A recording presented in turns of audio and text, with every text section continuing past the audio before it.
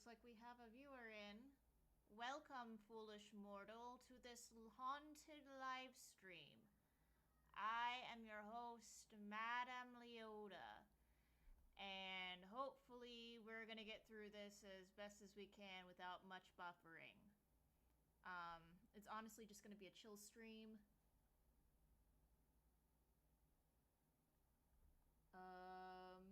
What? Audio, bitrate. What?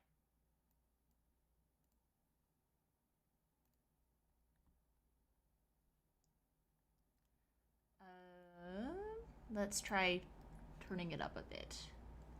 Okay, that should be good. Yes, yes. But yes, welcome, foolish mortal.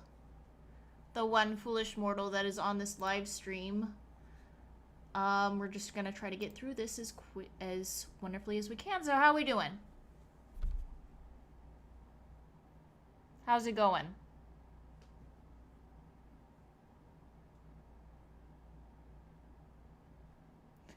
I'll be reading some scary stories. Why don't I just pull this up?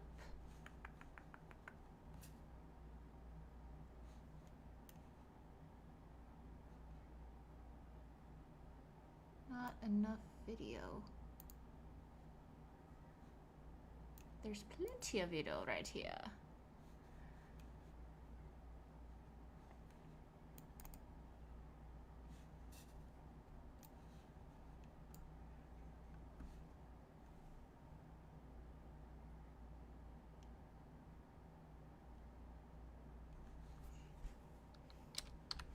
I'm gonna load up some crappy pasta. Because I love some good crappy pasta. How about you guys? Or guy that is, person that is in here.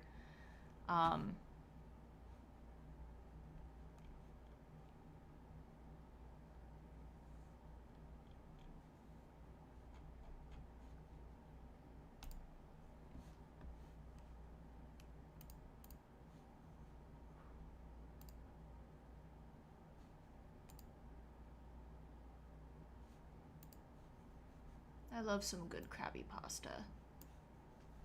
I'm also just kind of getting things a little bit out there.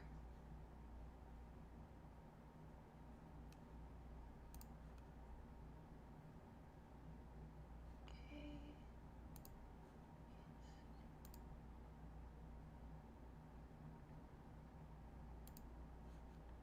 If you do above normal, yes.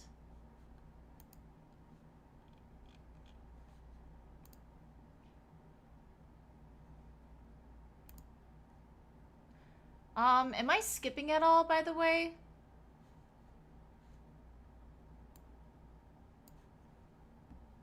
Oh, okay, well, person left. One sec.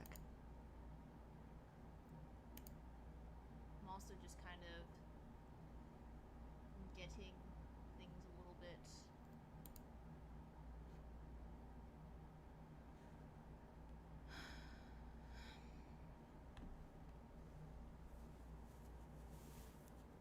Oh no, my hand! Ah!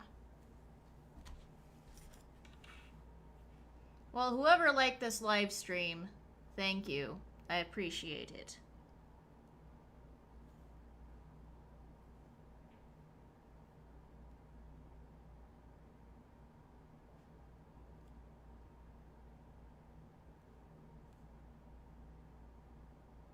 We just quickly retweet it.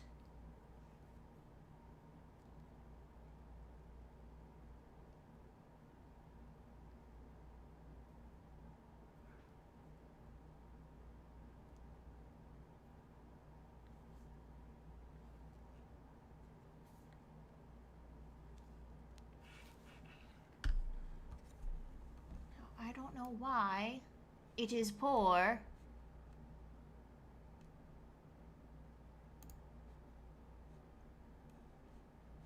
What is wrong?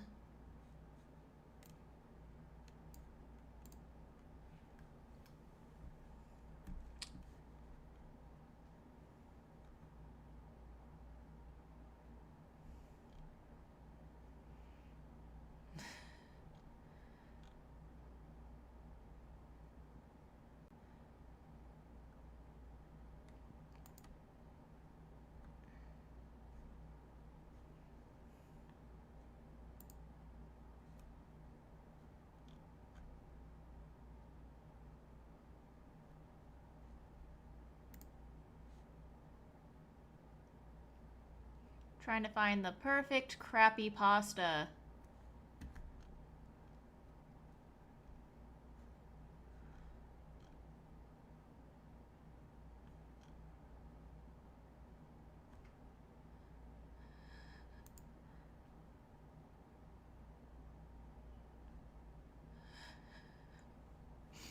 I have found a crappy pasta.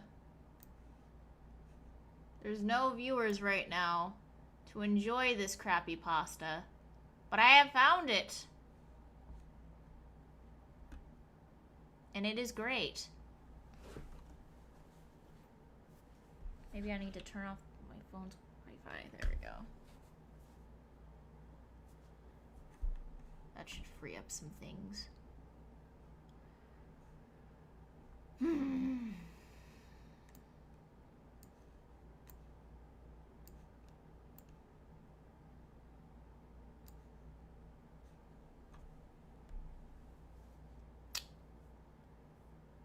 When the cryptors creak and the tombstones quake, spooks come out for a swinging wake. Happy haunts materialize and begin to vocalize. Grim grinning ghosts come out to socialize. Now don't close your eyes and don't try to hide, or a silly spook may sit by your side. Shrouded in a deft disguise, they pretend to terrorize. Grim grinning ghosts come out to socialize. As the moon climbs higher the dead oak tree, spooks arrive for the midnight spree. Creepy creeps with eerie eyes start to shriek and harmonize. Grim grinning ghosts come out to socialize. When you hear the knell of a requiem bell, weird glows gleam where spirits dwell. Restless bones etherealize, rise as spooks of every size. Mwah ha ha ha ha ha ha ha ha ha ha. Well, I'm just going to start quoting Madame Leota until we get some people in here. Hang on, let me get closer. Serpents, spiders, tail of a rat, call in the spirits wherever they're at. Rap on a table, it's time to respond. Send us a message from somewhere beyond. Creepies and crawlies, toads in a pond, let there be music from regions beyond. Hi, Tyler. All right. Are you ready for the first story? I got a good one right here. It's called Bloodcraft. It's like Minecraft, except some hyper-realistic blood here. Ooh. All right. So, here we go. Bloodcraft. Posted by, on our Crappypasta by Moose Cow 2 months ago. I decided to go play Minecraft. I popped the disc into my computer. I went to play my game, my Play Hardcore World. I spawned in the far lands. I was so scared. Behind me was a creeper, so I hit it. It was a realistic creeper with black, realistic eyes. Let me turn down my mic a little bit. And I was so afraid, so I started to mine. Then I heard a zombie noises and was like, oh, that's weird. I am in peaceful mode. I started to dig. Then I heard it again. I dug 1 block down, and then I saw it was Hero Brian. I was so scared, so in got out my demon word and hit him. He bleed realistic, but he hit me, and then I was painful. I was bleeding everywhere in real life. I died. I woke up in the hospital, and Hero Brian saw me. I was hurt. The end. Oh, I love a good crappypasta. I'm so glad you're here, Tyler. Setting up that metaphorical campfire. But that was Bloodcraft. What do we think? Good? Terrible?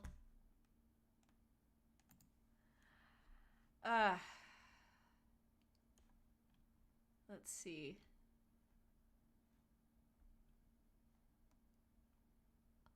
Ooh. 2 spoopy, 5 me. I think I found a good one. Oh wait, that's too long. Yeah, it's too long. 5 out of 5 hyper-realistic bloods. Yeah, I'm looking for the crappiest of craps. So if you have any links or suggestions, Tyler, please send some over here.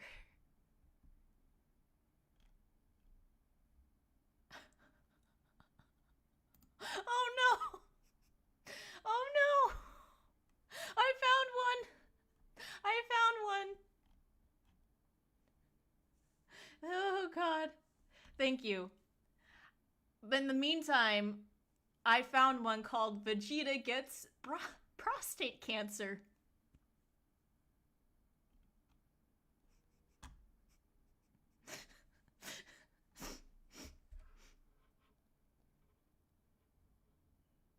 So anyway, okay. Alright, so Vegeta gets prostate cancer. I'm gonna read that first, and then I'm gonna read the one that you DM'd me, Tyler. Yeah. I read that too, and I was like...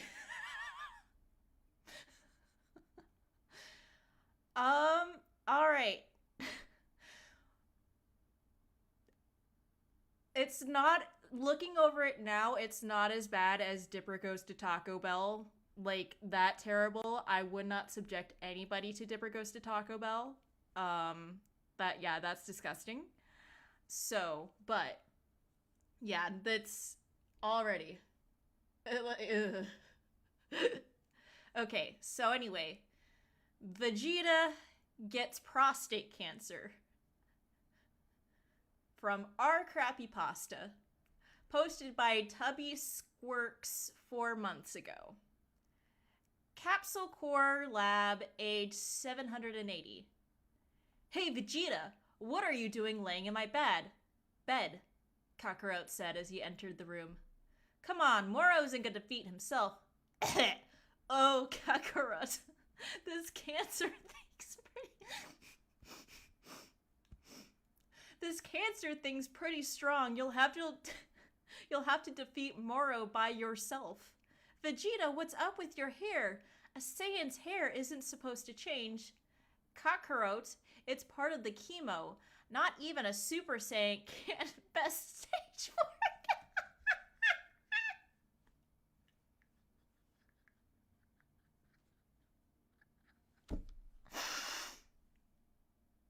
Not even a Super Saiyan can best stage 4 prostate cancer, Kakarot. But shut it, Kakarot. You're 46. You have to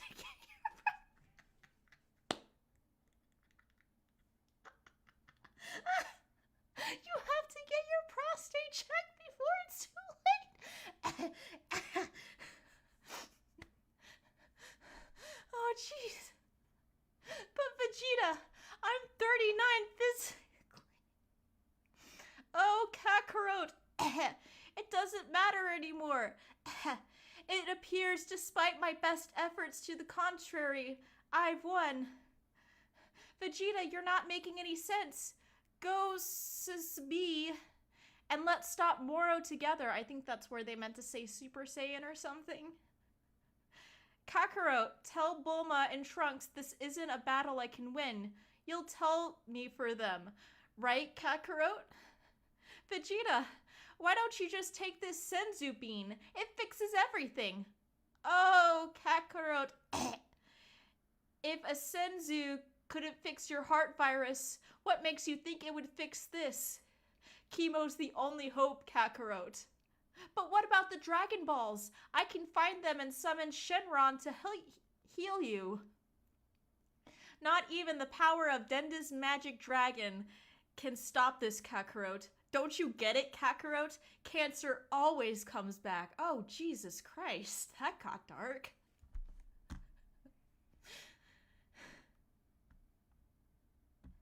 Think, Kakarot, think. Besides, that small bald man already used the Dragon Balls to get N18 a new boat.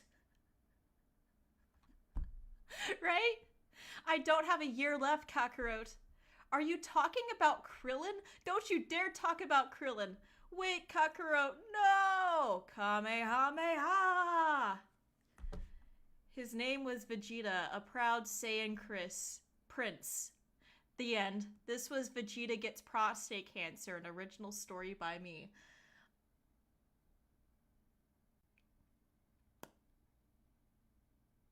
I mean, that wasn't creepy. It wasn't pasta. It was something, though. You have to get your prostate checked before it's 10 out of 10. Oh, God. Christ. Ooh. Okay. So I'm going to read the one you sent me. I'm reading it off my phone. Yeah, what else is there to say? If anybody has a prostate, be sure to get your prostate checked. Because prostate cancer is a terrible thing and you do not want to get it. That has been a public PSA by me, ghoulish Gabs, or whatever you guys call me. Madame Leota said that. Okay, so here we go. The Muppet Show Lost episode. Should I wait for more people or should I just start reading it now? What do you guys think? Or what do you guys think? I think only Tyler's in here so far, so.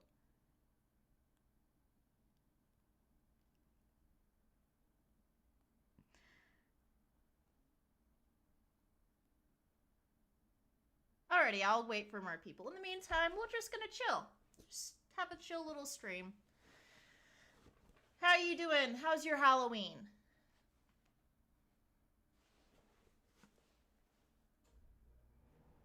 Mine's been pretty okay. Just kind of chilling. I came home from... Yeah. I'm kind of excited to read this.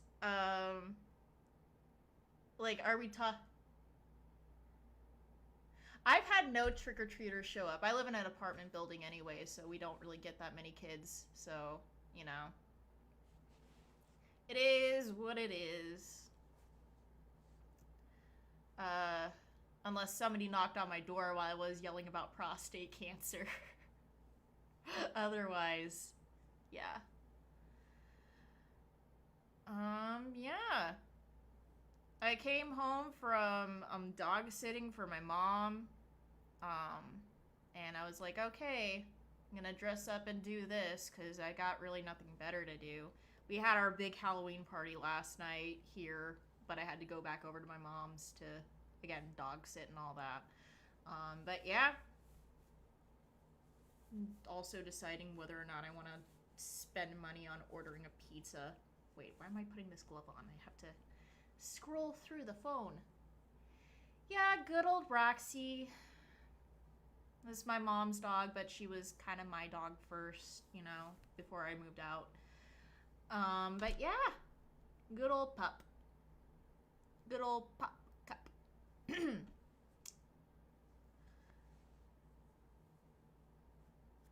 me try to promote this live stream more.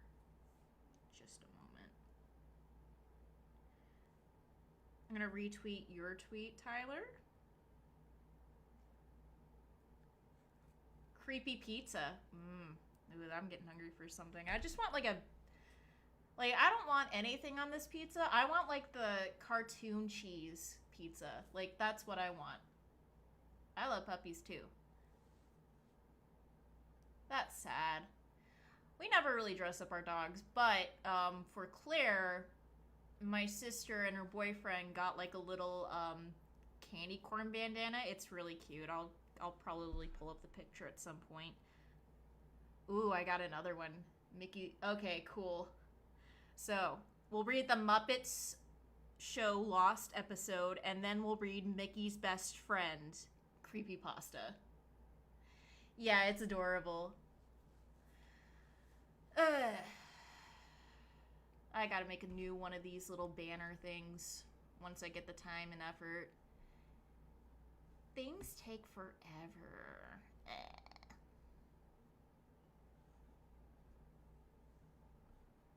Well, it says the stream is in excellent condition, so there's that. There's no drop frames. We're live still. It's saying that there's no viewers on my end, and yet here you are. But anyway, usually dressing up the dogs consists. Oh, it does? I'm only seeing 2 likes on my end. Cool. Beans. Cool beans. But I welcome audience interaction as you and me, Tyler, are, like, talking. Yeah, algorithm. It demands blood. Blood. The algorithm demands the blood.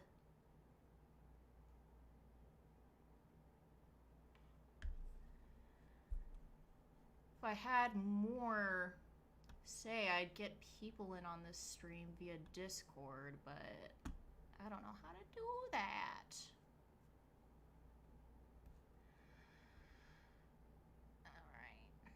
Alright. Okay, you know what? I'm just gonna get started since people are already, you know, just gonna be coming in through the woodwork.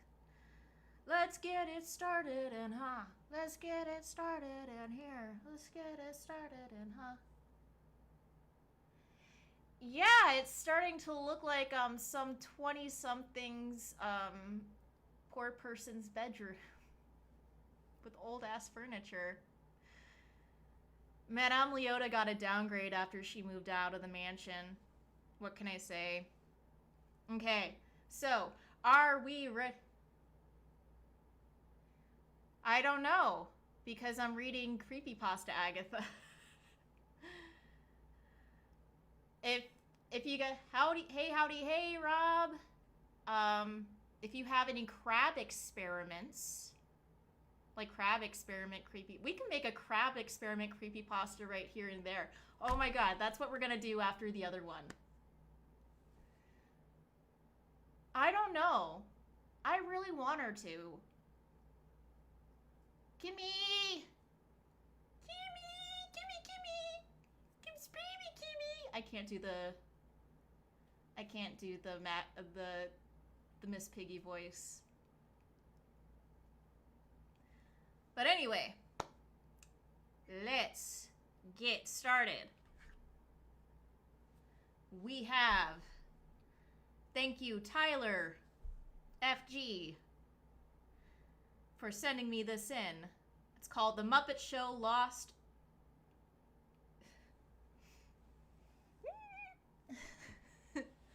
Alrighty, so now. Kimmy, you missed a spot. Anyway. So, without further ado, The Muppet Show Lost Episode by, I'm not sure who the author is, so, by random internet user. I always loved the one and only Muppet Show. It was a show made by everyone's favorite Muppet creator, Jim Henson. It features Kermit the Frog and his pals, such as Miss Piggy, Gonzo, Fozzie Bear, Animal, the Swedish Chef, Rizzo the Rat, and many others, and a show where they do some hysterical series of skits. It's a good, summary of the Muppet Show. Smart critical comments from the balcony partners, Statler and Waldorf, and even celebrity guest stars. Oh, looks like we have sentence fragments. It's fine. However, not everything is good in the world of the Muppets, for there is a lost episode of The Muppet Show that I found on tape the other day. I was working as a bellhop for the Books Hotel, a 4-star hotel in Pennsylvania that everyone goes to, either for vacation or if nobody has a place to go. While working with a man that's dressed like Crash Bandicoot to... What does Crash Bandicoot have to do with the fucking Muppets? Or the frickin' Muppets, excuse me. What? Okay. Alright, that's dressed like Crash Bandicoot to a hotel room.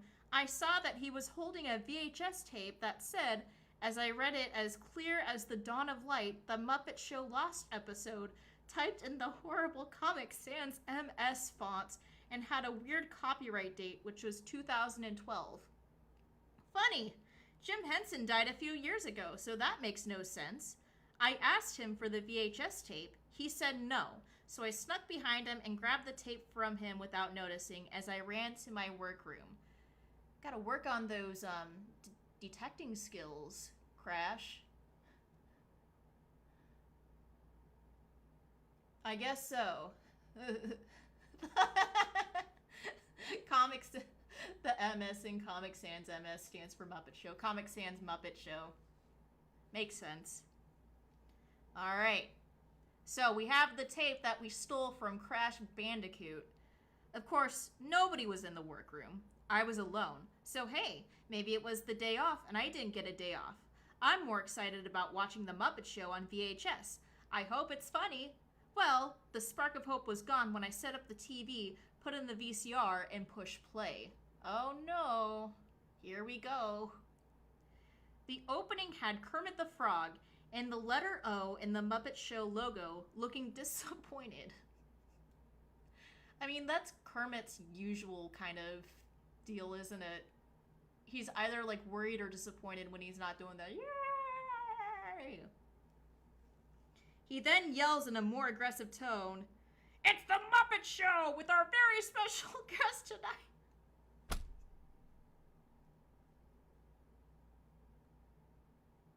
Tyler, what the fuck did you just send me?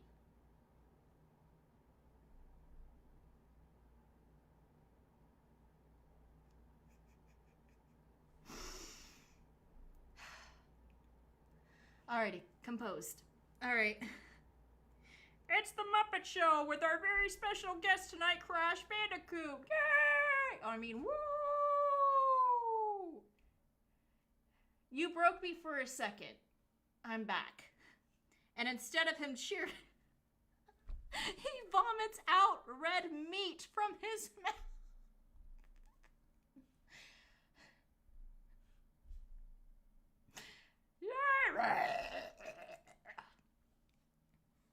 Then the show starts. We begin with Kermit and Miss Piggy arguing, like some kind of marriage argument. And then when Kermit speaks, he says, "We got a great Halloween special tonight." Wait, was this really a Halloween special? Curiously, I continued watching.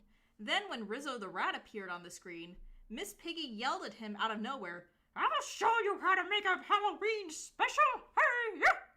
As she grabbed a propane tank out of nowhere and shoved the valve into his mouth. We have been unavoidably detained by prankish spirits. Kindly remain seated in your doom buggy, please. We will continue this live stream momentarily. I need a second to compose myself, because I'm not really sure what I'm reading.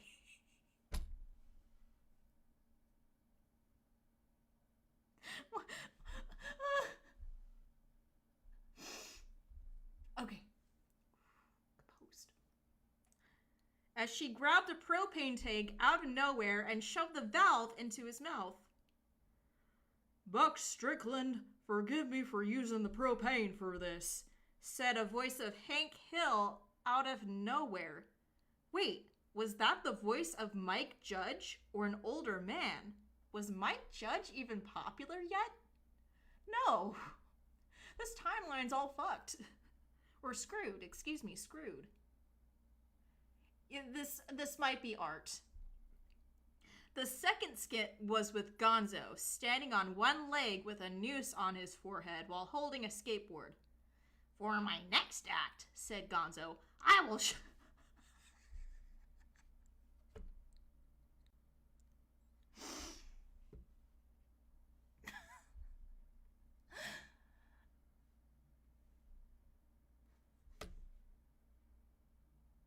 I don't think I have kids mode on, thankfully, so I can probably swear without getting into too much trouble. I will shove this skateboard up my fucking ass! Whoa! He cursed and shoving a skateboard up his ass. That's inappropriate for a family show. And guess what? He literally shoved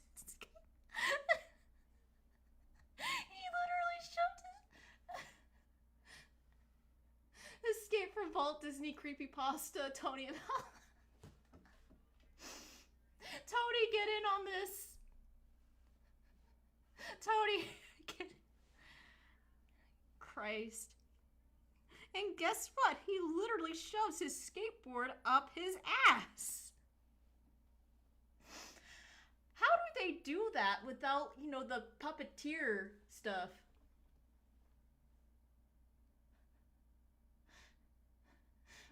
Welcome. Welcome, Welder. Yeah, I think you probably came in at Gonzo getting a skateboard shoved up his ass, which does not make sense in any sort of Muppet logic. Because, I mean, that's where the hand goes. But this is a crappypasta, and there's no logic in crappypasta. Alright, so anyway, where were we? Gonzo just shoved a skateboard up his ass. He yelled, "And next, I'm gonna vomit blood!"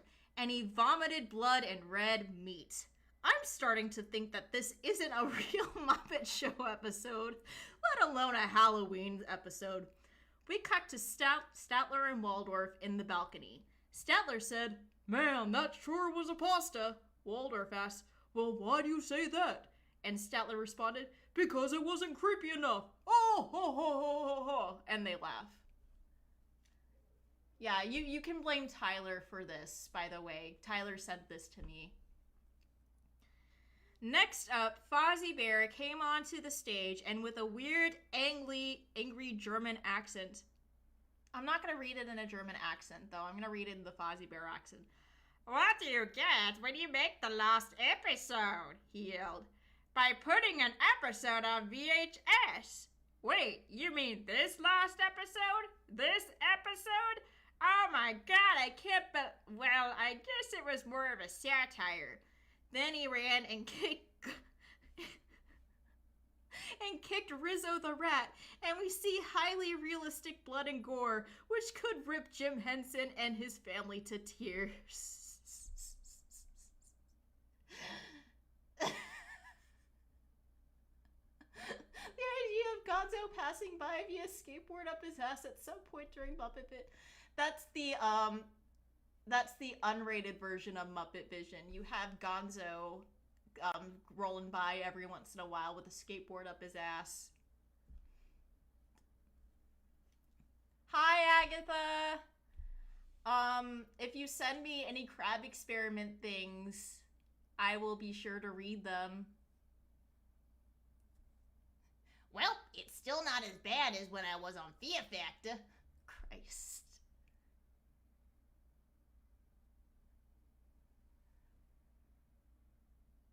The Swedish chef bit. Hang on. I'm reading ahead.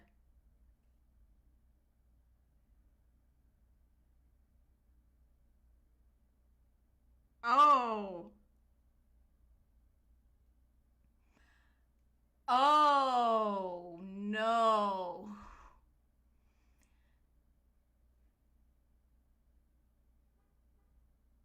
Tyler, what in the hell did you send me? I don't know if there's crab experiment fics. Maybe we can, like, make our own crab experiment fic. But... okay, we're gonna read the Swedish chef bit as Swedish chef, and that's how we're gonna get through that. That's how we're gonna get through that. Okay. But anyway, getting back to where we were. This is when Animal was fucking in the drums, and Miss Piggy was crying out of nowhere. The next part scared the shit out of me. And I mean for real. I hope red meat didn't come out of my ass. She has a racist opinion, which I didn't read. I mean, a racist opinion. And he's talking about the gay. You think you're really so.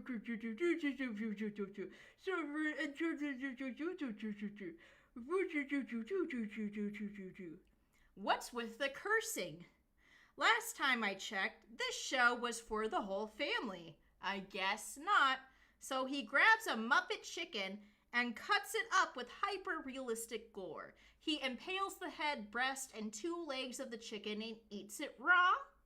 Gross. Okay, we're skipping the racist bits. But I'm still gonna, I kind of want to do the rap.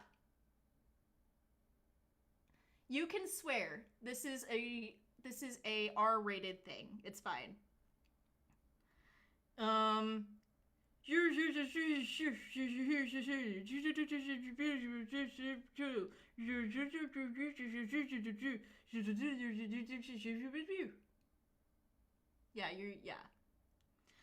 Alrighty, so basically what happened, Swedish Chef became racist, and I refused to kind of give in to the racism, so I'm just saying everything in a Swedish Chef voice.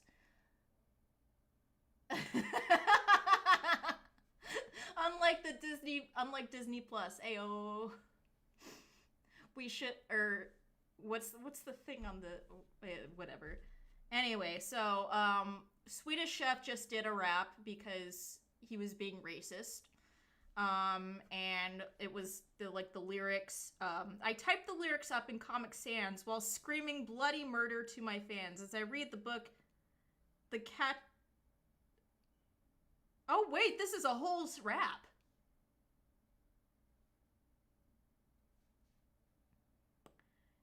Okay, so, Swedish Chef raps, and it's really racist, so we're gonna skip. Then Gonzo appeared out of nowhere and starts screaming, "Oh my god!" and shoves the Swedish Chef's knife up his ass.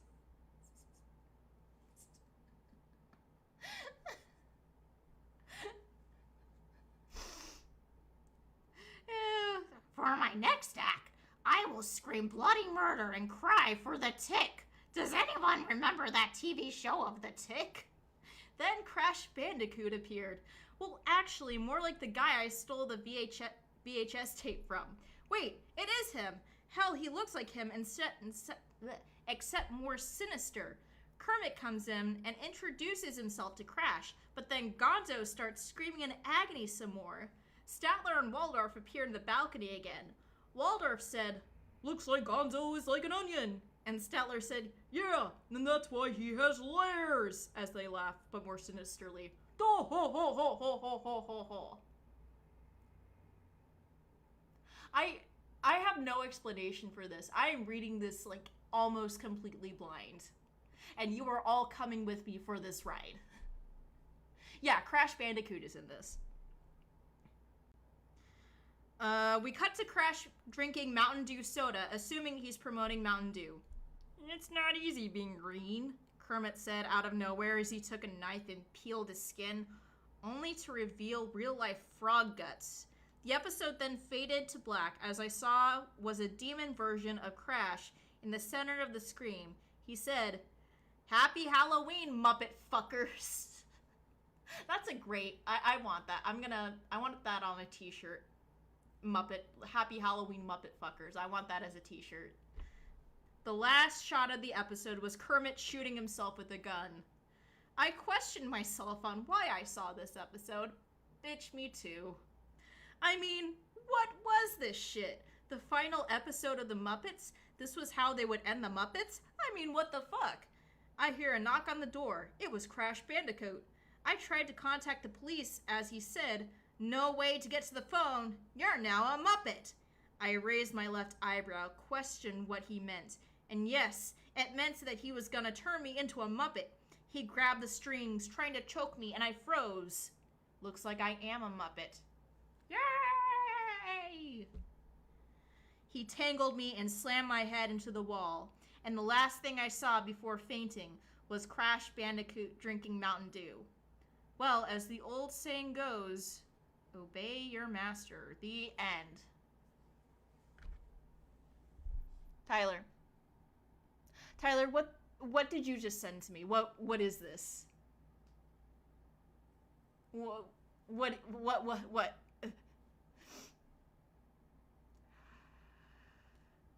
All right, but that was the Lost Muppet. That was the Muppet Show Lost episode. Yay!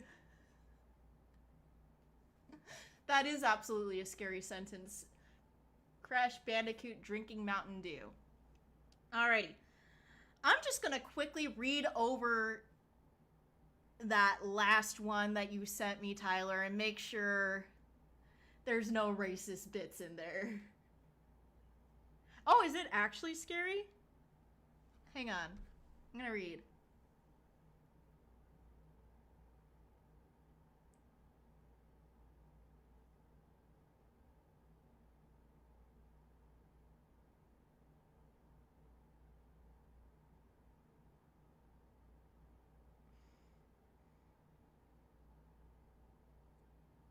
Oh, it's a Wikipedia article about a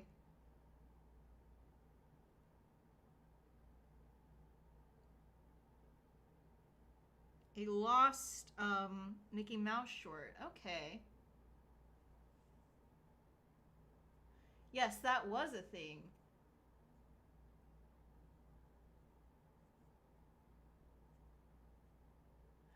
No, you're good. You're good. It's fine. Like, we got through it. It was definitely a lot though. I mean, I enjoyed some of it. Okay. Yeah, the Muppets Lost episode needs to be a weapon of war, clearly. Okay. So, now we have a Wikipedia Wikipedia article of Mickey's best friend.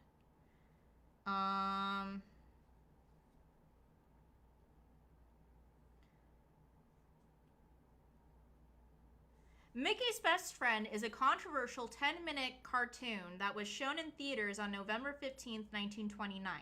It was later banned and isn't allowed to be shown again due to its history of kids requiring constant attention after viewing its content. The cartoon was animated by Ub Iwerks with music composed by Carl Stalling. It isn't even available to anyone who wants to complete their collection of classic Mickey cartoons. It was originally intended to be a Halloween-related short, which revolved around Mickey and Eustace, an anthropomorphic dog character. Walt at the time thought kids were getting dumbed down by other shorts and that they were mature enough to handle what he wanted to show them. Ooh.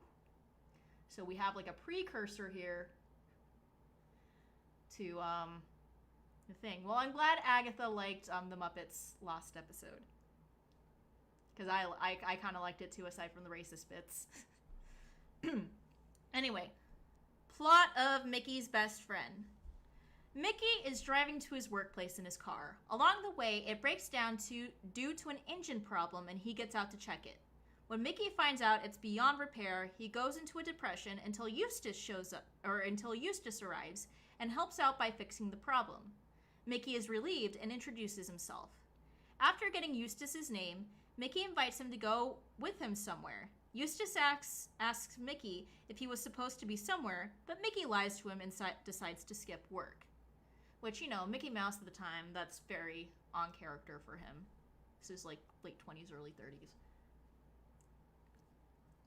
The two arrive in a cafe where the owner spots Mickey and gives him a stern look. He walks up and rudely asks Mickey what he wants. After ordering, the sheriff, played by Pete, enters and confronts Mickey, demanding that he finally pay off his late rent. Mickey, on the verge of a breakdown, is pitied by Eustace, who decides to pay off Mickey's entire debt. Damn, Eustace, you're a good friend. The sheriff laughs and warns Eustace, telling him that Mickey will only cause him trouble before leaving the scene. Sheesh. Mickey, relieved that he's off the hook, hugs Eustace in joy. Mickey leaves the cafe with Eustace and begins to introduce his new friend to the local residents through a bunch of different scenes. They don't care and walk off. The last resident they speak to begins to chuckle for a bit and warns Eustace that he should be careful around that mouse. Ooh, sinister Mickey. Eustace tries to get an explanation on why this person holds a grudge, but the resident is nowhere to be seen after this warning. Eustace asks Mickey why he's smiling after the reception he got, and Mickey admits to Eustace that he hasn't had friends before and that Eustace is his first pal. Eustace feels bad and seems to be hiding something with a guilty expression. Mickey and Eustace in a bunch of quick scenes stop by a theater, play a game, and go atop a mountain viewing a scenery. Afterwards, Mickey shows Eustace his home in hopes that he'll live with him. It's here where Eustace feels bad for the mouse, but finally admits that he has to leave. Ooh. Mickey is in shock and assumes it's a betrayal like all the other relationships he's had. Oh, sheesh, Mickey, chill. Yeah. Ironic for the dog to be named Eustace. Eustace, right? Let's see.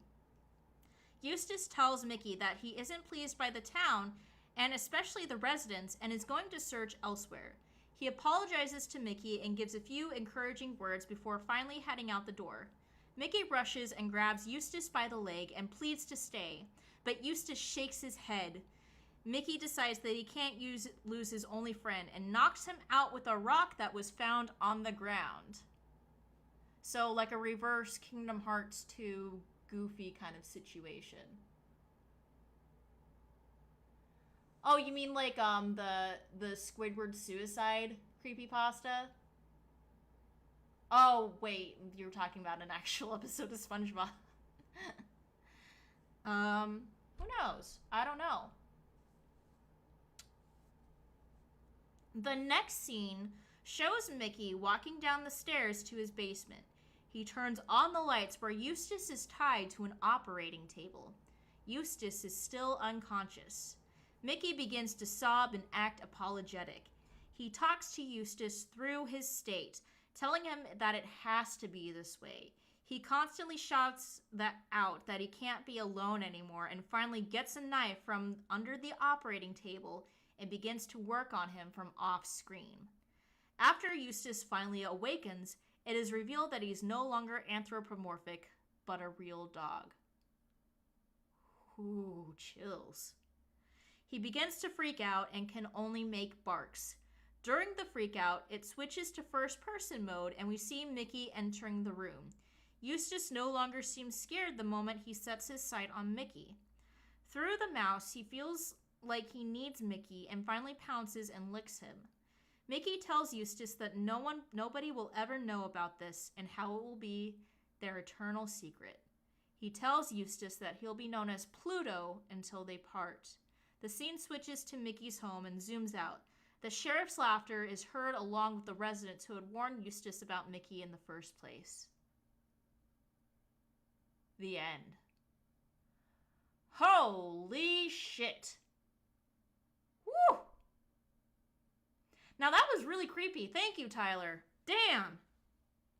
I'm not reading the rest of the creepypasta article, though, because sheesh.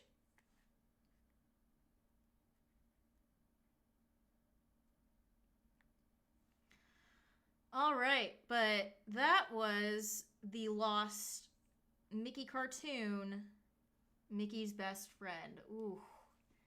Yeah, ACAB. ACAB. Holy fuck, guys. We went from Vegeta having prostate cancer to this little nugget right here. That was kind of a lot. Thank you, Tyler. Wow. All right. So, now that we've had a creepy story, why don't we get a crappy story? Not a crabby story unless I can find a crab-related story. Yeah, we read a creepypasta called Vegeta Gets Prostate Cancer a little bit earlier. And that was a very good time.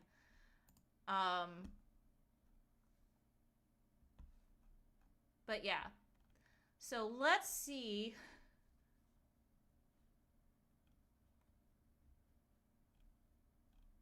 Let's see.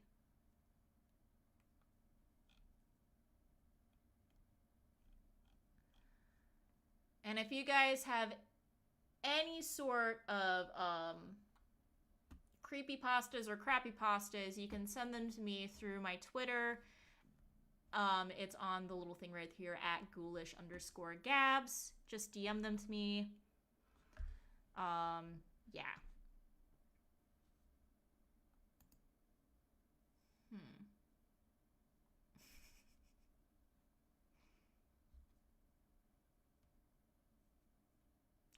I think I might have found a good crappypasta, guys. I'm gonna read it over to make sure there's no racism or anything.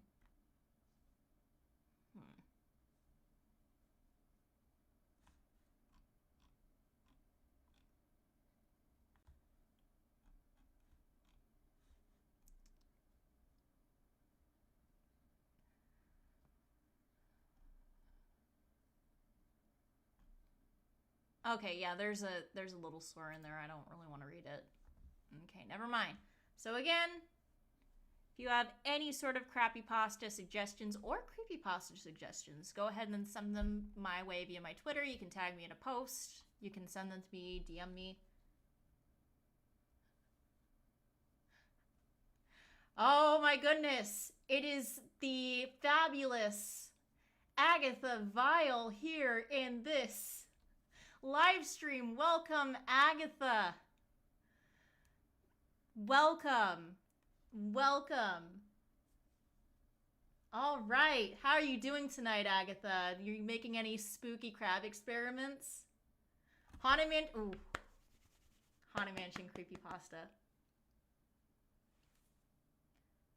Make crappy pasta. It's like creepy pasta but terrible. It's like a whole genre. But if you have any crabby pasta, maybe some crab experiment stories, you can also send them my way via my Twitter. Wonderful. Your crab experiments are getting the candy. Are they going to give them to you, or are they going to keep the candy?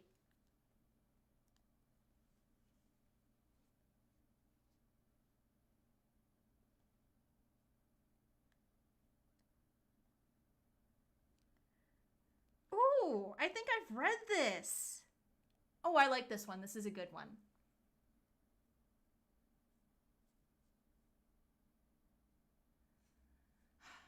Dang. Well, maybe one day there will be a crabby pasta. And it will be the greatest crabby pasta. Oh, that's nice. They get to keep the candy. Good for them.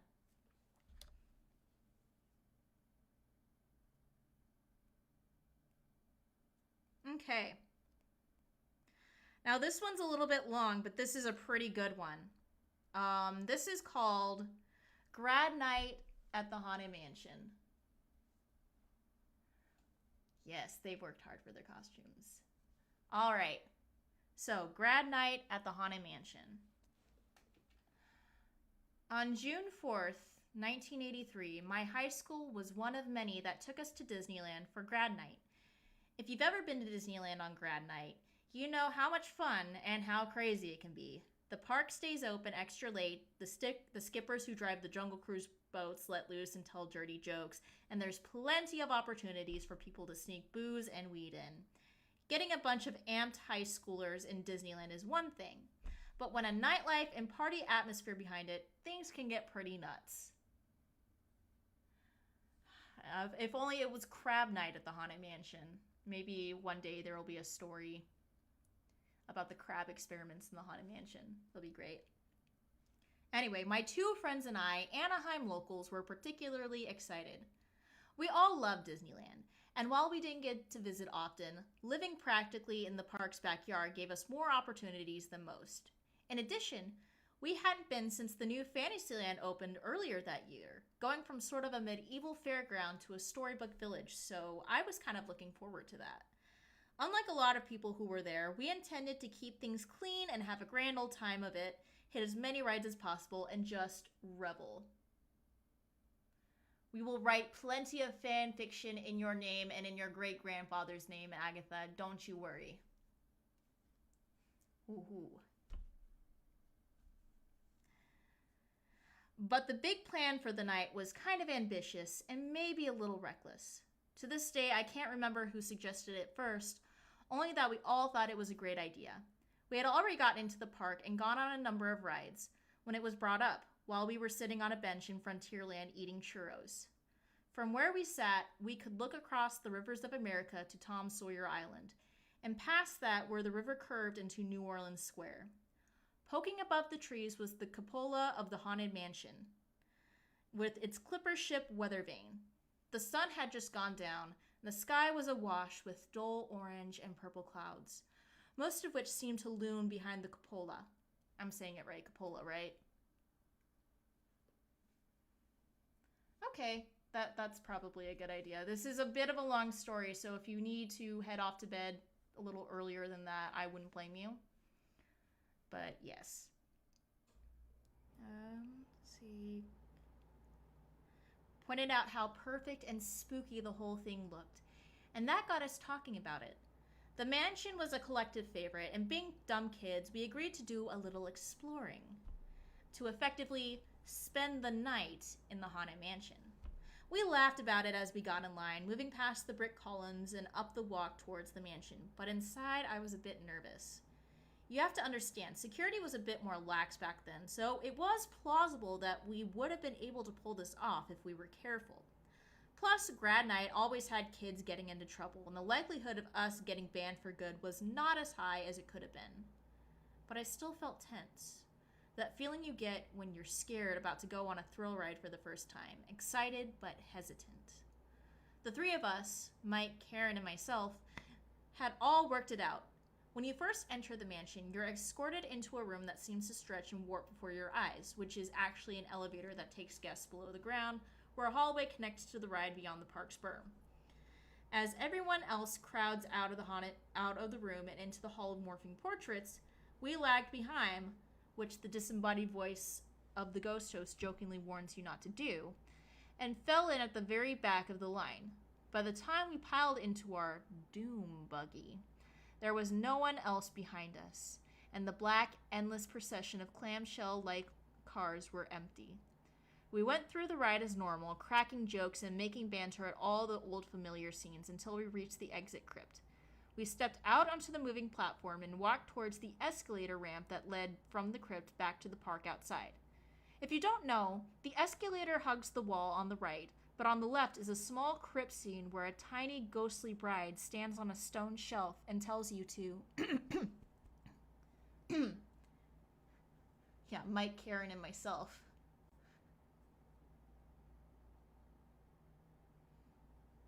Yeah, she probably complains to the ghost host and wants to see the manager, right? Hurry back. Hurry back. Mike took charge here, deliberately turning backwards as we went up to watch the cast member near the buggies below us.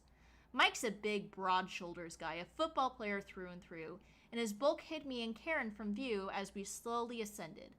At his signal, when the cast member monitoring the exit had his back turned, Karen and I climbed over the rail and dropped down into the crypt scene, where we quickly scurried under the dusty space beneath the escalator. Mike was over a moment later, and we laughed and congratulated each other on a job well done. We must have spent a good hour or so down there, giggling into our hands whenever we had heard footsteps and voices overhead of unsuspecting people exiting the ride. Karen even had some snacks that she brought with her, and we sat in the dark and ate and whispered to each other. It was like being in a weird clubhouse, and it felt good when we three shared this delinquency together, even as the narration of the ghost bride looped over and over again in the background. Hurry back, hurry back, Be sure to bring your death certificate if you should decide to join us. Make final arrangements now. We've been dying to have you.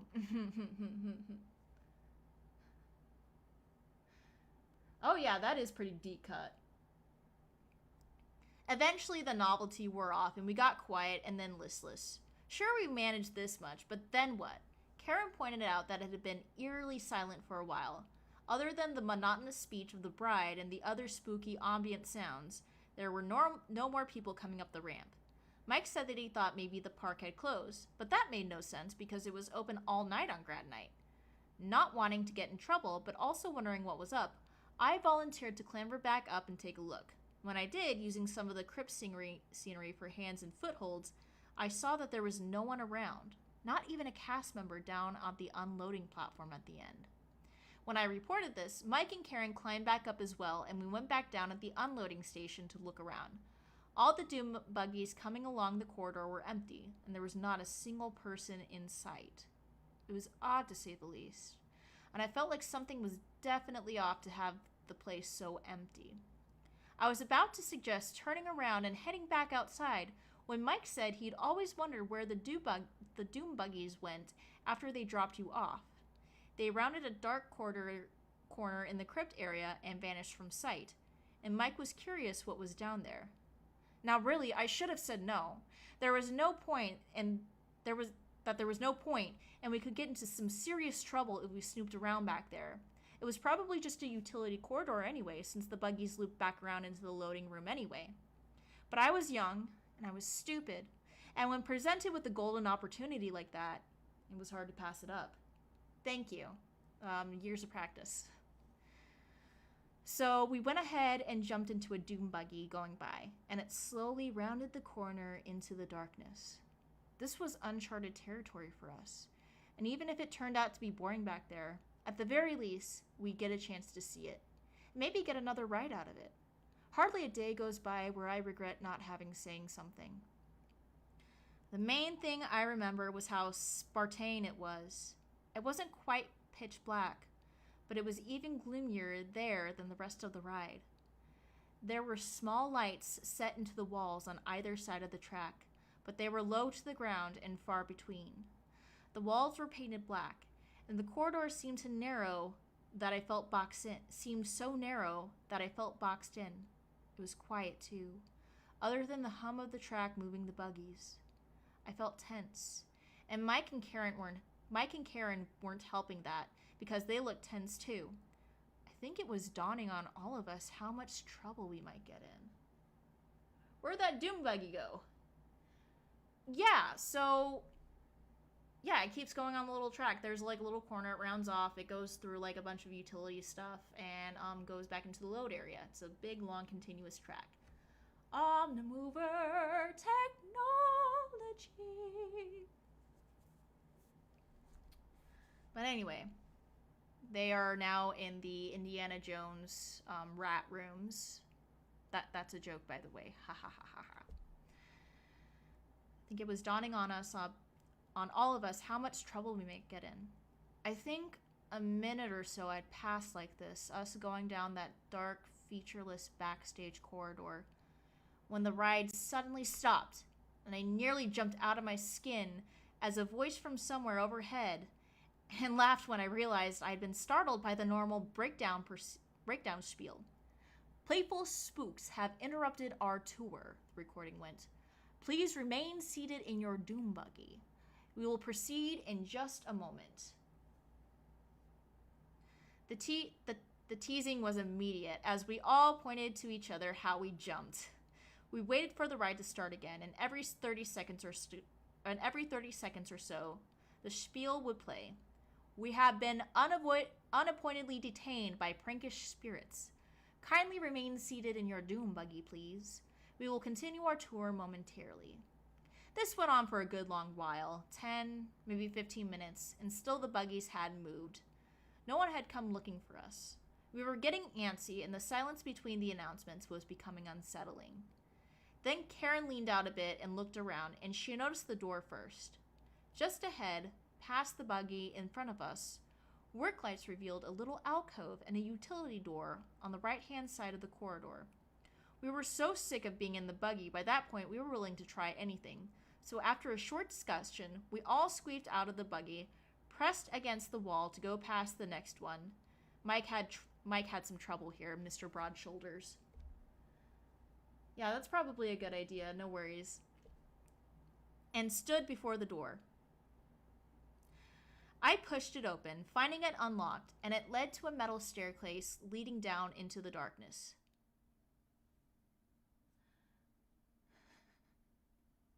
It might have been their fault that the ride kept stopping, but no, it's actually, from what I understand, the ride slows down for handicapped passengers. It doesn't like stop all the way. Sometimes it just slows down. So if there's like some slowing down in between, it's because handicapped passengers are getting on. That's from what I understand, from what I remember anyway. And the ride keeps stopping because it's over 50 years old. But yeah. Okay, where were we? They get out of the doom buggy. Sorry, I thought I heard a sound. And stood before the door. I pushed it open, finding it unlocked, and it led to a metal staircase leading down into the darkness. Yes, Mike, Karen, and OP are responsible for all breakdowns on the Haunted Mansion. There we go. Footlights like the ones in the corridor revealing where to go. I was thinking up excuses in my head as we went down the stairs to explain why we were likely stepping into Disney's underground utility corridors, the infamous utilidor said to run like a spider web beneath Disneyland. Inaccurate. There are no utilidors in Disneyland. There are underground bits in Disneyland. There's no utilidors. Source, I used to work at Disneyland. We had some underground bits, but not actual utilidors. Those are at Disney World. Rides age differently and may live many centuries. Yes, yeah, utilidors, they don't have them at Disneyland. If someone found us, and by this point, I hope someone did. At the bottom of the stairs, another closed door with a sign on it reading cast members only. We pushed through that as well, and were legitimately surprised to see that it opened into what looked like a themed hallway. Disney, even backstage, seemed to be paying attention to style, as this hallway sported the purple demon wallpaper and wainscoting of the rooms above. It was even lit by candle sconces on the walls, the fake flickering bulbs coated with cobwebs and dust. Several detailed wooden doors lined the hall, with out-of-place white placards mounted to them. Each was marked as a prop room with a corresponding number. I mean, it is relatively themed, somewhat-ish. Not really, though. They don't really theme it too well backstage. But anyway, getting back into the box. Yeah, wrong park. Telling lies and stopping rides. Damn, OP. As we made our way up the hall, we tried each door we came to and found them all locked. The first door, prop room 1, shook a bit but wouldn't budge. Same with 2 and 3. Mike chuckled and said he wondered if we would find Walt Disney's frozen head down there, but I could hear a nervous waver in his laugh. Even I was feeling some sense of dread with each door we tried. Something hard to place but nagging. At door 4, I put my ear to the edge of it and thought I heard what sounded like rushing water or faint TV static from the other side. And at 5, I noticed that the faux candles flanking it were flicking more sporadically than the rest, like they were faulty. Door 6, to the left, and near another plain utility door that marked the hall's end, was the only one that yielded to us. And I was the one who turned the cold handle and opened it for the first time. Right? The Rocket Rod's tunnel is so freaking creepy. Oh my gosh, it creeped me out when I was a kid. I still want to go down there and mess around one day. The Silent Hill rooms, right? It's difficult for me to describe what I saw in there without shuddering. Because even now, my telling makes it sound fairly normal. That is, as normal as a room hidden under a theme park attraction could possibly be.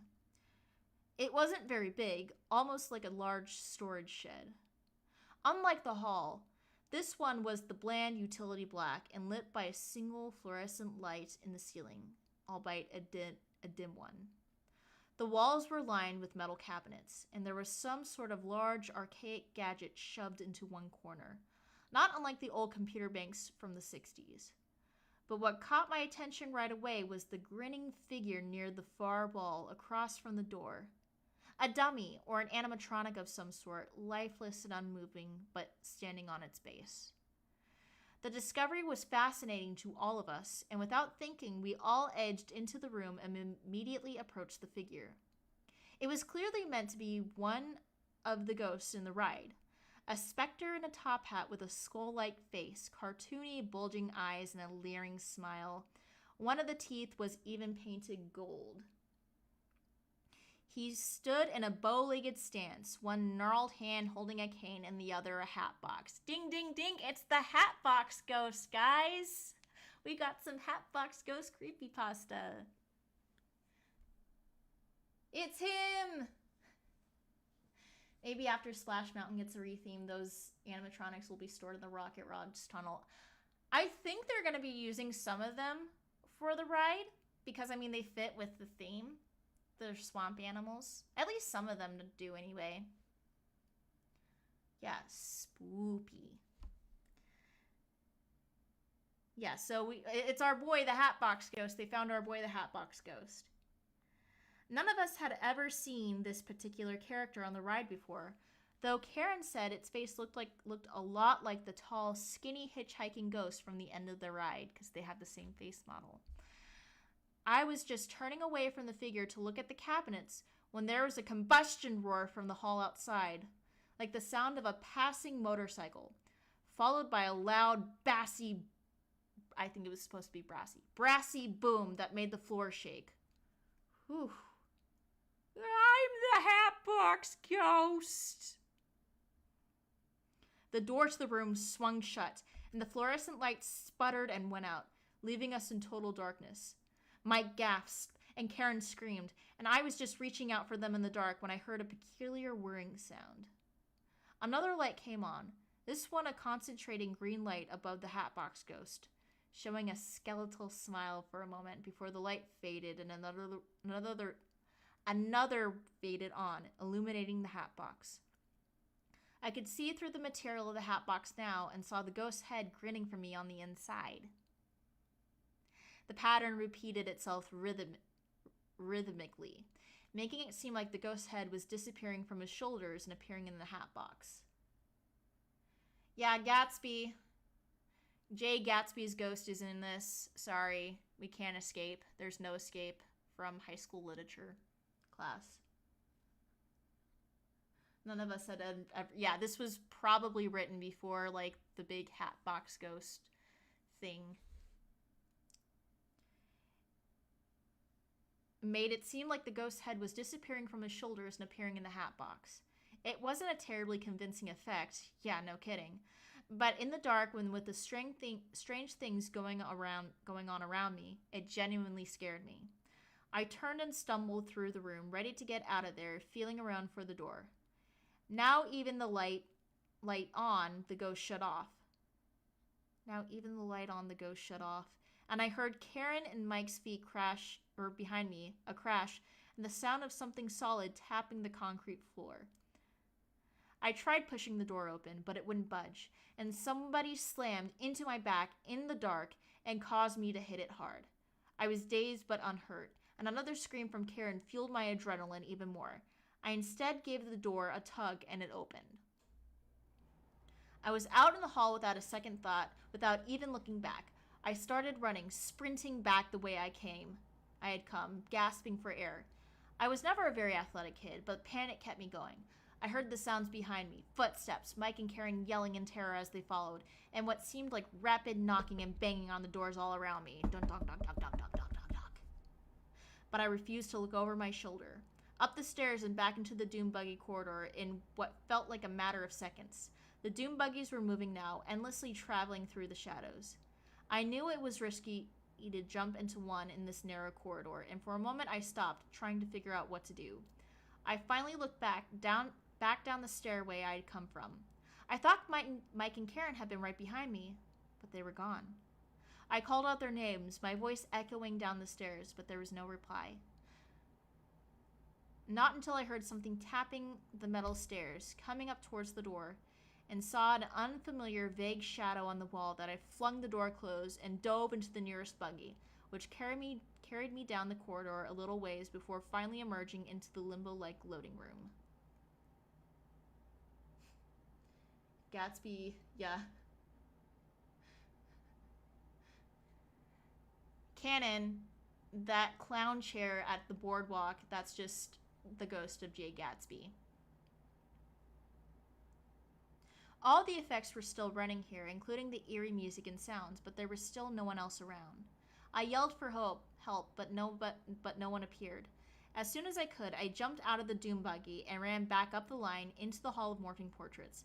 Ahead was the door to the elevator, the stretching gallery, but I remembered that this area had a more immediate chicken exit, now known as the secret entrance. Meant for those too scared to ride the ride and wanting to head back up to the park. The door was marked with an obvious exit sign, sitting between two shuttered windows that made it look like it led outside to a stormy night, and without hesitating, I pushed through that as well. Beyond that was another corridor. On either side of me, flashing lights pointed out the windows to simulate the lightning, flickering with each thunderclap that boomed through the hall, disorienting me even further. Turning left, I followed the hall as the floor inclined gently up, my throat tight, and a stitch in my side. And then my throat closed altogether as I turned the corner and almost ran into the Hatbox Ghost. Ugh!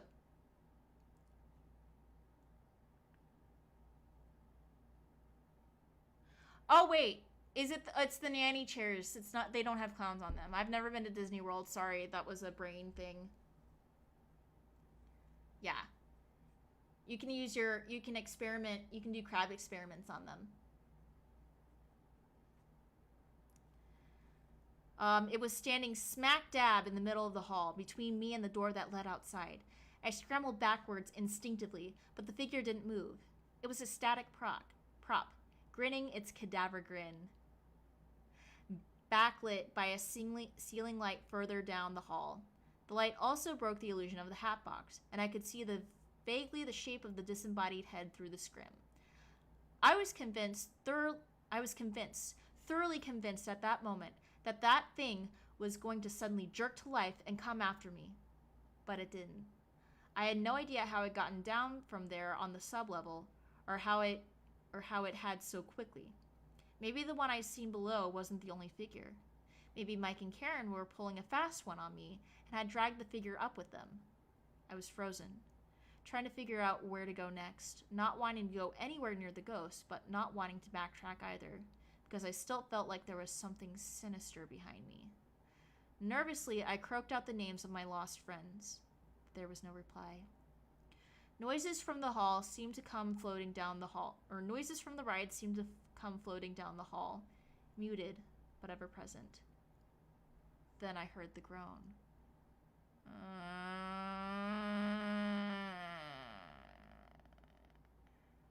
It could have been a human groan, or something mechanical, but I definitely heard it. It didn't sound like any of the standard audio, and it came from a point somewhere near or past the Hatbox Ghost. Maybe even from further down the corridor past the exit.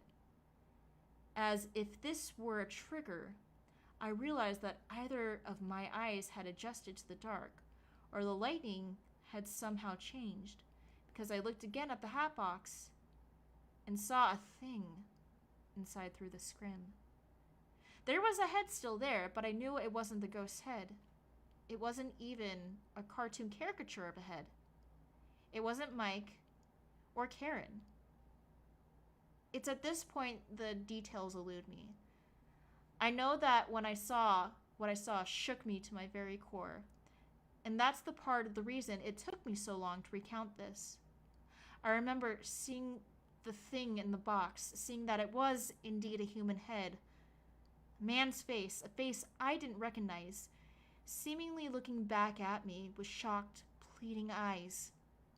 But after that, there's a blur of sheer terror and snatches of frightening images, gnarled hands, tombstones, pneumatic hissing, the stretching room going in reverse, shrinking too fast, the ceiling rushing towards me, the corpse hanging in the rafters, descending on me. I try not to dwell on them too much, because now I'm no longer sure what really happened and which were the results of the nightmares I've had for years after. Hatbox Ghost, Enchanted Witch. Uh-oh, SpaghettiOs. The next thing I can remember clearly after that is being on my hands and knees just outside the fence of the Haunted Mansion, vomiting on the pavement, while around me crowds of people stood. Most of them weren't paying me any mind. There were a lot of whispered talks and a few were crying. There were red and blue lights, police cars parked nearby, but I couldn't tell why. I just sat there gulping and sobbing until a cast member finally noticed me and led me to a first aid station. Ooh, that's no good.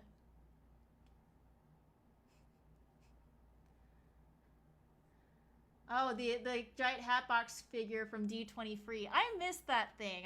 I wish they would have done something with the D23 Hatbox Ghost figure, even if it was like a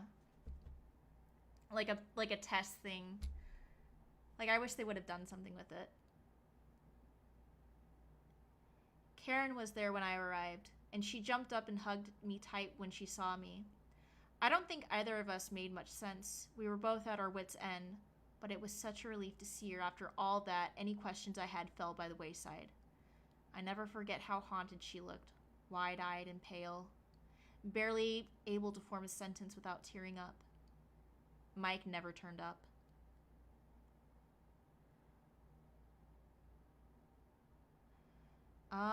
Let's see. You know what? I'm just gonna stop right there because this is a long-ass creepypasta, and I think we got the point across pretty clearly.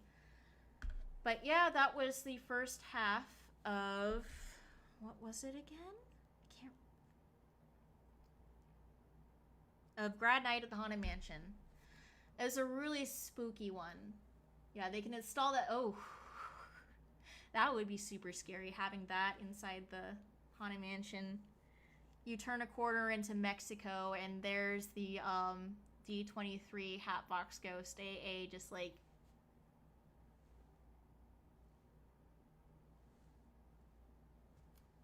Ooh.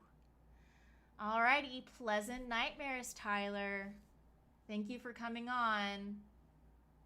No, you're fine. The rest of it was really funny. I loved Gonzo shoving a skateboard up his ass. I want that on a t-shirt.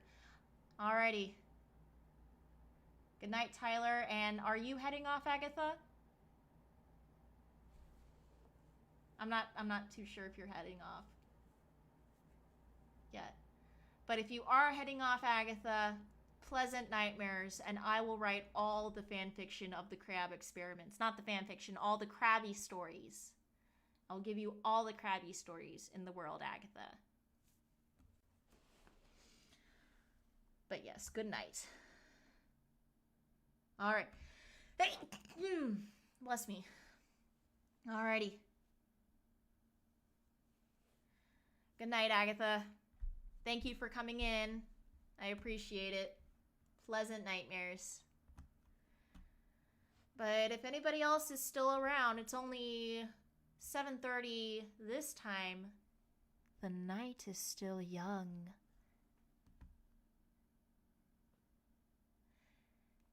And the live stream is still kicking. So, my West Coast friends, I'm going to reshare this live stream on my end again.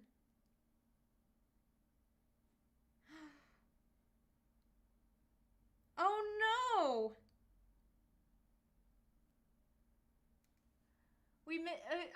Gosh.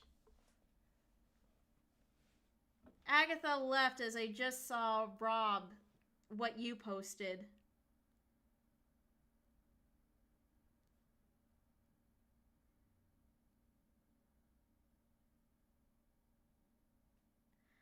Ooh, crab morning. Okay. Could go either way. Well, I'm West Coast. I'm not sure what time it is exactly. Is it like 10 or something? Okay.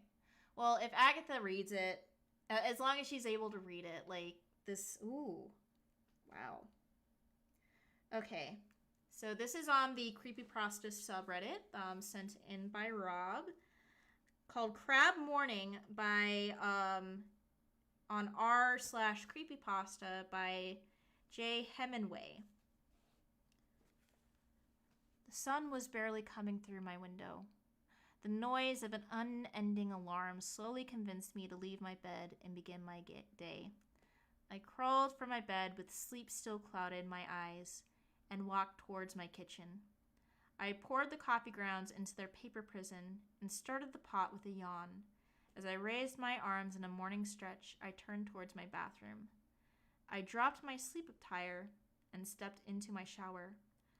The warm water began to fill me with an energy only morning people get. I relaxed in that life-restoring water for some time. Hearing the alarm of my brewed drink, I began to actually clean myself to get closer to that waking beverage. I reached for the shampoo and noticed something on the tile of my shower. On the tiles of my shower floor.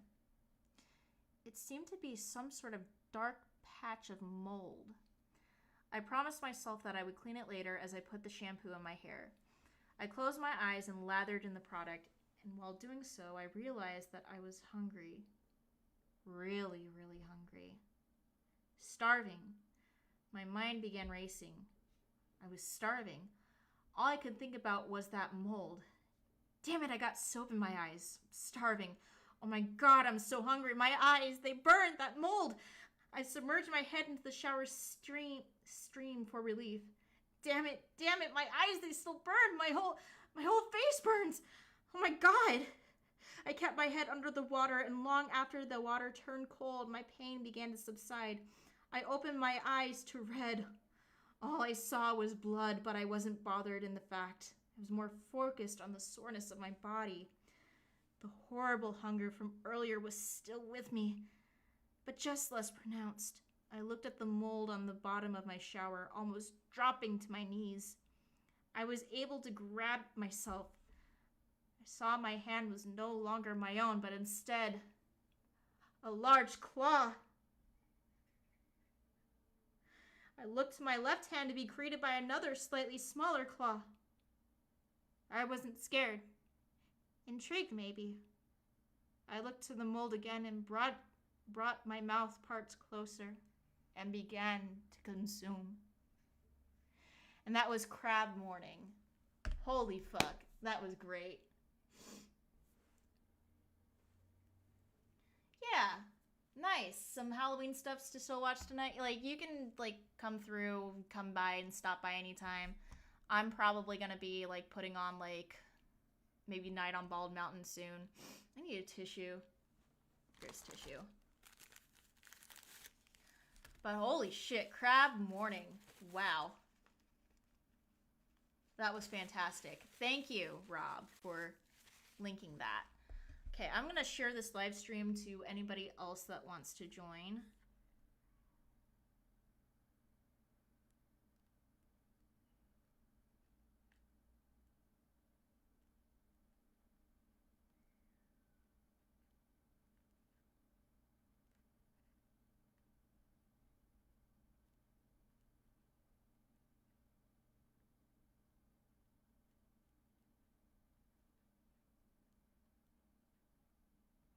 Because this is really just a chill stream, you know? We're just chilling. It's Halloween. We're all vibing together. I'm in this, like, makeup. We're having a gay old time. Ugh. Sorry, I'm wiping my nose in front of people. Ugh.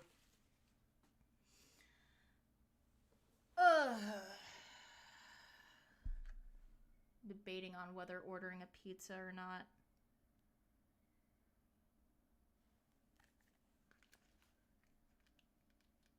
itching the ear.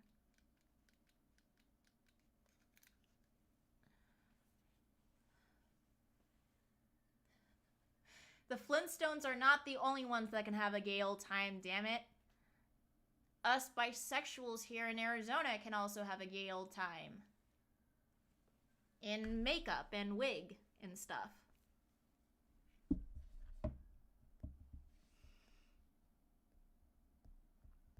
Wish other people would join, but unfortunately there's people that are working on Halloween, and I salute to anybody that is working at a spooky theme park event right now. Whew.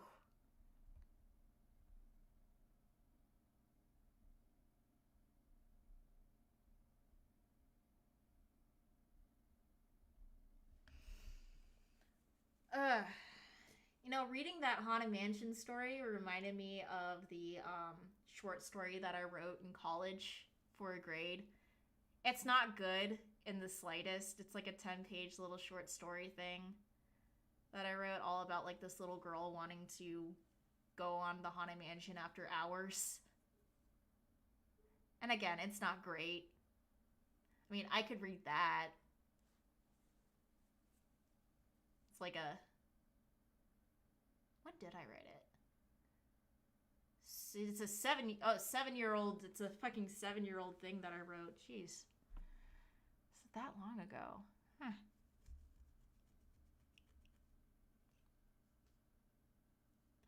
Yes, Mr. One Way.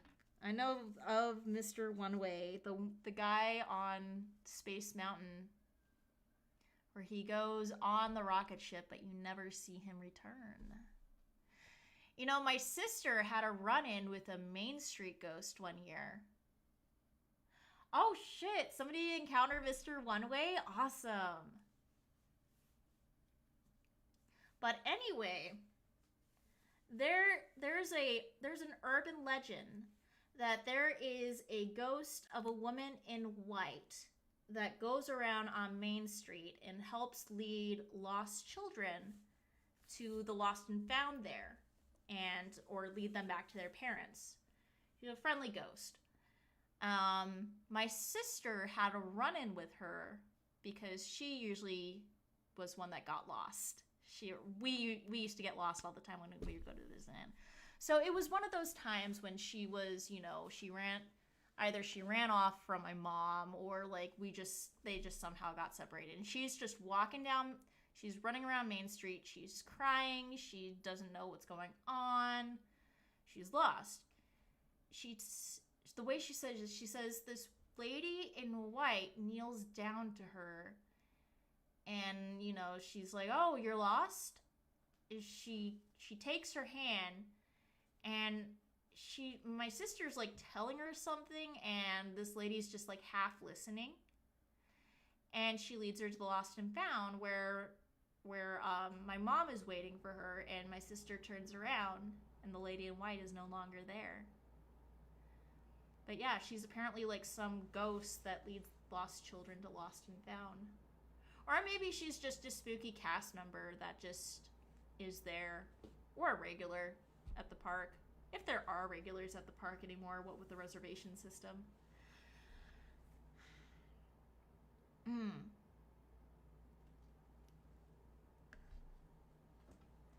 But yeah, that is the story of the lady in white on Main Street and my sister's encounter with her.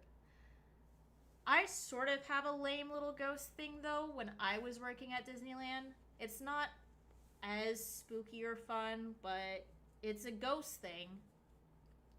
So I used to work, I talk about it all the time. I used to work at like what is now Red Rose Tavern, which used to be known as the Pinocchio Village House. But backstage of it is like a bunch of like offices and stuff. That little area, it's like in between Big Thunder Mountain. So that second lift hill of Big Thunder Mountain, you can actually turn your head and look down over there.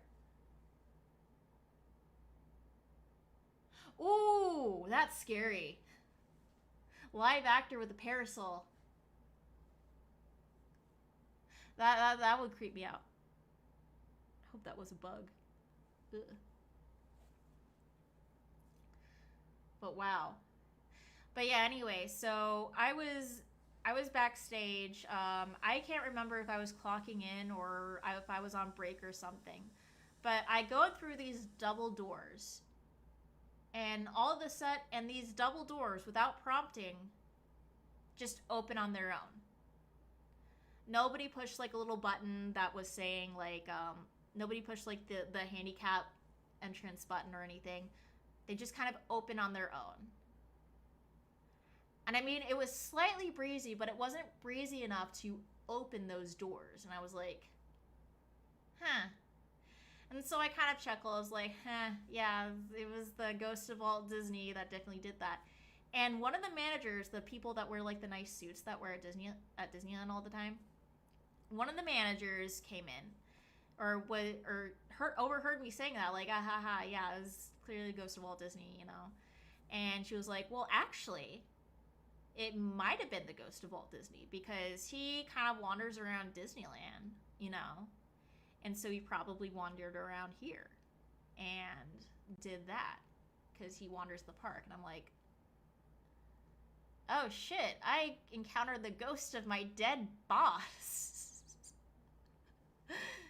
Hey, I'm sorry for melting down on Christmas, Mr. Disney, but I missed home. But yeah, that was my ghostly encounter with the ghost of Walt Disney, the backstage of Fantasyland. Which, I mean, I guess it makes sense because that area was around when Disneyland was around and when Walt Disney was still alive. But that area was technically home to like the backstage of the Snow White ride and the Fantasyland theaters at the time. And the Fantasyland theater at the time, the Fantasyland movie theater, I should say, that hosted 3D movies and stuff. It's now the Pinocchio ride and Village House and all that. But again, it was so unpopular that they bulldozed it and made a Pinocchio ride. You know, it wouldn't be a place where Walt Disney would just, you know, chill there. Or maybe he would. I don't know Walt Disney. I've never met him. I don't think. Dun dun dun. Dun dun. But yeah.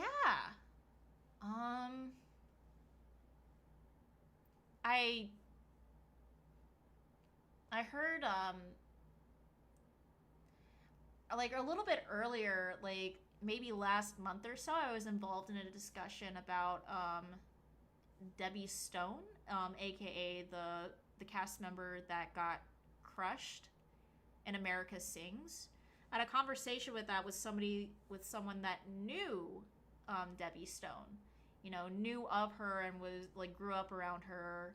Like they weren't like friends or anything, but like, you know, they were like neighbors and stuff, and they knew the family, and they were just like they made this like little talk thing to just dispel rumors about Debbie and to, you know, honor her life a little bit more, because a lot of stuff got sensationalized because it's like, ooh, Disneyland death, she got crushed to death in this ride, you know, and they wanted to, you know, dispel that.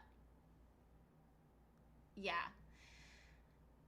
but it was really interesting. This girl, you know, she was a top student in her class. She was one of the lights in her family's life. She was just a regular, you know, girl next door kind of girl, and she had plans to marry her high school sweetheart and go to college for a little bit and stuff, and those never happened because of some faulty design stuff that Disney overlooked when they were revamping the Carousel Theater to make America Sings.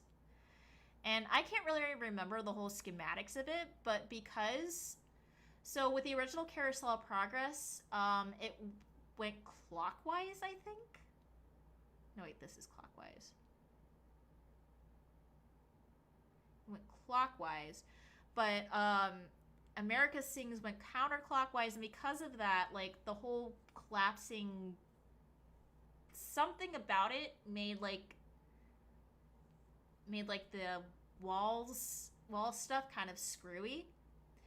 And so nobody really knew why Debbie was where she was. It was kind of disproven automatically that she wasn't screwing around. She wasn't screwing around. From what people understood, she was doing her job. And yeah.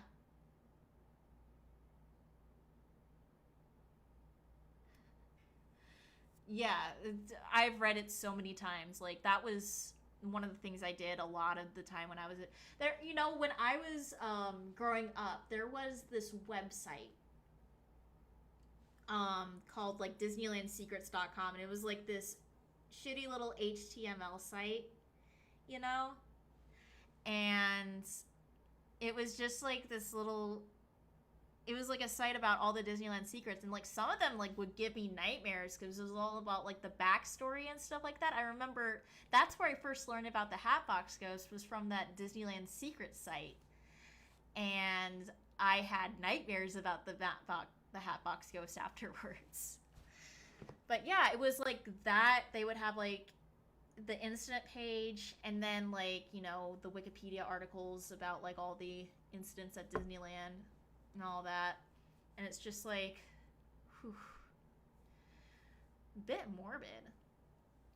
I remember like, and it's a miracle that they never included like my sister's little accident in front of Big Thunder as an incident. Because, like, ooh. I shouldn't really be telling this story, technically, because it's her story to tell. Oh my god. Pitch that to Knott's Creative. That would be awesome. Like tweet that out. I will retweet that or something. That's like, I still have yet to ride Berry Tales, because the past couple times I've gone to Knott's this year, it was twice. Once was for the Boysenberry Festival, and everything was closed. So I couldn't go on any rides anyway. That was in April.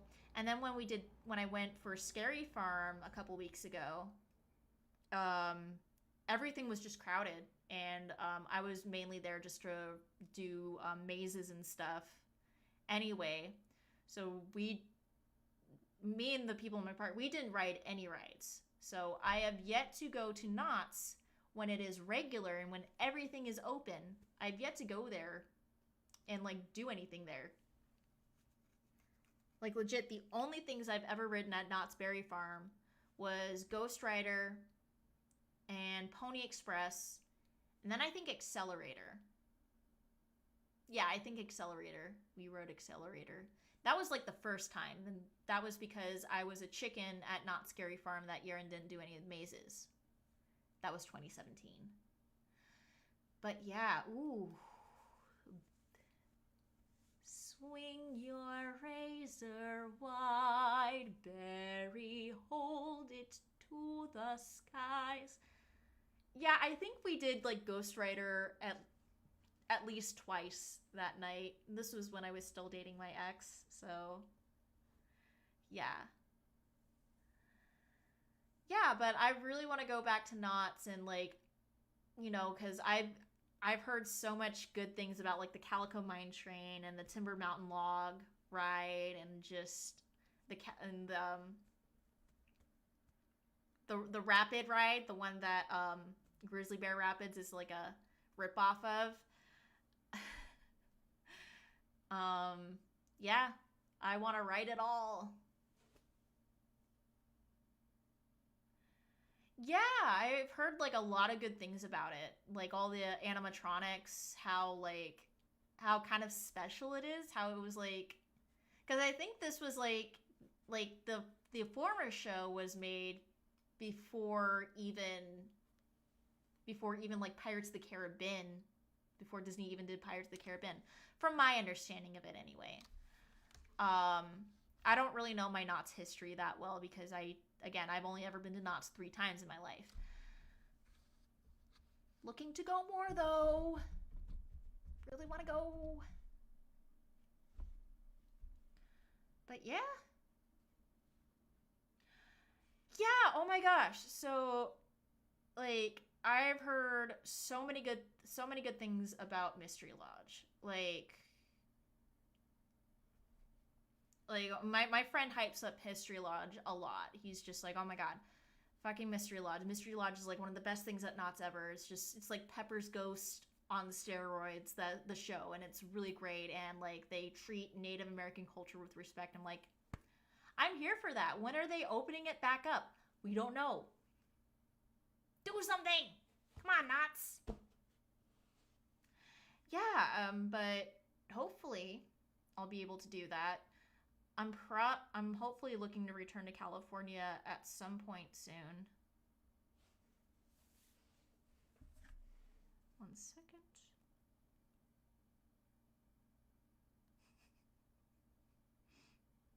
Crab Night at the Haunted Mansion. Tyler just changed his Twitter name to Crab Night at the Haunted Mansion. Cute. But yeah, hopefully when I'm back in California, I'll make a Knott's Day, and it'll be like regular Knott's Berry Farm, you know? Oh yeah, definitely.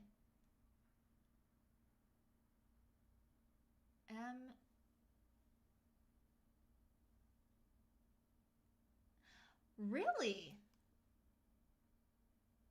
The mystery lot? Like, that's interesting. The mystery lot, oh my gosh. So, that's kind of a leap. Or maybe like a weird kind of thing. He went from like doing a theme park show to doing a kids cartoon, or kids cartoon to theme park show. I don't know what the timeline is for that. But yeah. I'm hoping next time I'm in California, I get to do Knott's Berry Farm. Because so many people have hyped up all this stuff for me, you know, and I've only ever been during Scary Farm and when nothing was working.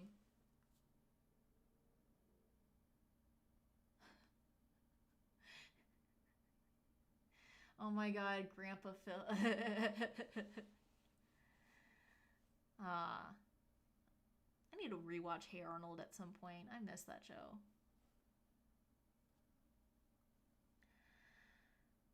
Alright. I think we have time for maybe one more. I'm gonna find a crappy pasta and then maybe call it a night. Does that sound cool to everybody?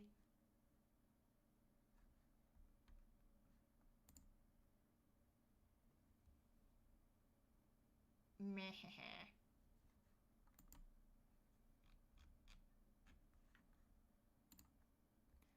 Yeah, I'm gonna do crappy pasta because I think we need a good laugh after those spine-tingling tales that we just read. Probably still gonna keep the makeup on for most of the night. I know this is an apartment I live in an apartment complex, and apartment complexes mean no trick-or-treaters, but I am still disappointed that nobody has knocked on the door for trick-or-treating.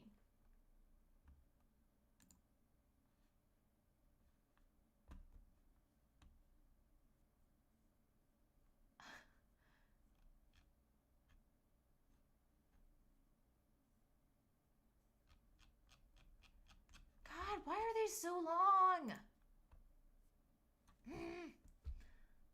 Okay, that's cool. Happy Halloween, Rob. Thanks for sticking around.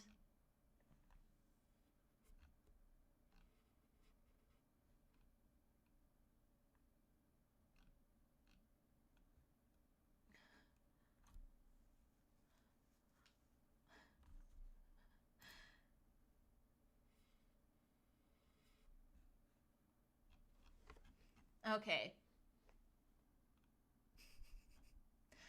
Alrighty, so the last story of the night is going to be a crappy pasta called The Very Mean Neighbor off of our crappy pasta, posted by user decryptor YT 6 months ago. So, The Very Mean Neighbor, the best story ever.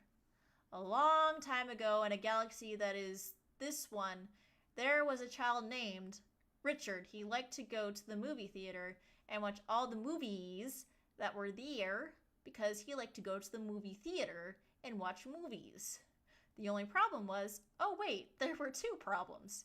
He was only an adult, so he couldn't watch all the movies that were for 40 years old and up. The second problem was that he had to walk past the mean neighbor when he was walking past the neighbor, and he didn't like when the neighbor said very mean things to him, like, bracket, you are very much idiot, and I don't lick you, bracket. These things that he said hurt Richard's feelings. Every night when Richard went to bed, he had very spooky nightmares of the very mean neighbor. Because Ronald was born in the future, the nightmares were more spook, because in the future you have more future things, so it is much more spook.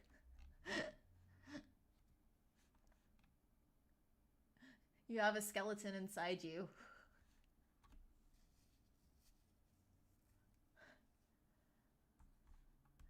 So since he was having a nightmare, he was having a dream but spooky, so that means he was having a nightmare, and Richard didn't like having nightmares. When he Richard had nightmare, Richard got very spooked, but it was nothing compared to what was about to happen in real life. Richard woke up from his nightmare. He said, I was very spooked, but good thing I am awake now, Richard said. Richard heard a bang at his front door. Richard that was very weird. Usually people only knock at his door at 4:31 a.m., and this was 5:23 a.m. He likes early morning visitors. So Richard thought that this was very weird. He heard the neighbor say, Hey, stupid idiot, get down here and go make me some cheese munchies, said the big mean neighbor. I was sleeping, and now I am awake, so I will make some cheese munchies, but just know that I was much sleeping, and now I am awake, so I will make some cheese munchies, but I don't know if I have any much cheese munchies, so I don't know if I am awake. Oh God, I can't. Okay, never mind. I can't get through it. Bonds nom having strong. Alright, so I think this is where we will sign off for the night. Pleasant nightmares, foolish mortals. Thank you everybody for joining the stream. I may or may not test something out to where I download this video and make a little compilation of stuff, excuse me. But yeah, thank you for joining, and you have a great night. Happy Halloween, safe travels, and pleasant nightmares.